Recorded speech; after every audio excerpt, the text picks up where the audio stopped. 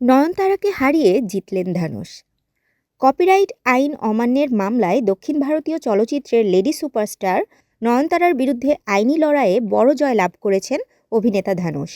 Madras high court সম্প্রতি নয়নতারার পক্ষে Netflix ইন্ডিয়ার করা মামলাটি বাতিল চেয়ে আবেদন খারিজ করে দিয়েছে। এই মামলার সূত্রপাত হয় নয়নতারার ডকুমেন্টারি নয়নতারা বিয়ন্ড দ্য ফেরি টেলে ধানুষ প্রযোজিত সিনেমা নানান রাউডি ধান এর 3 সেকেন্ডের ফুটেজ অনুমতি ছাড়াই ব্যবহারের কারণে।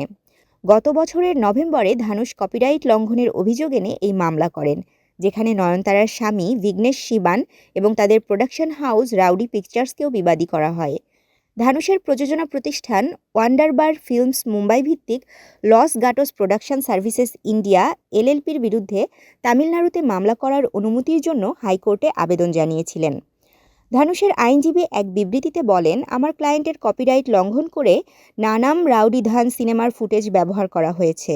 আমরা 24 ঘন্টার মধ্যে সেই ফুটেজ ডকুমেন্টারি থেকে সরিয়ে ফেলার নির্দেশ দিতে এবং তা যদি না করা হয় তবে 10 কোটি টাকার ক্ষতিপূরণ দাবি করে আইনি পদক্ষেপ নেয়ার হুমকি দিয়েছি।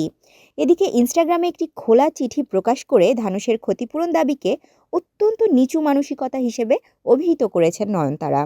চিঠিতে তিনি শাহরুখ খান, চিরঞ্জীবী রামচরণ এবং অন্যান্য প্রযোজকদের ধন্যবাদ জানান, যারা তাদের সিনেমার ফুটেজ ব্যবহারে কোনো বাধা দেননি এবং সহজেই অনুমতি দিয়েছিলেন। তাশরিফা তৃষা, তরঙ্গ টিভি।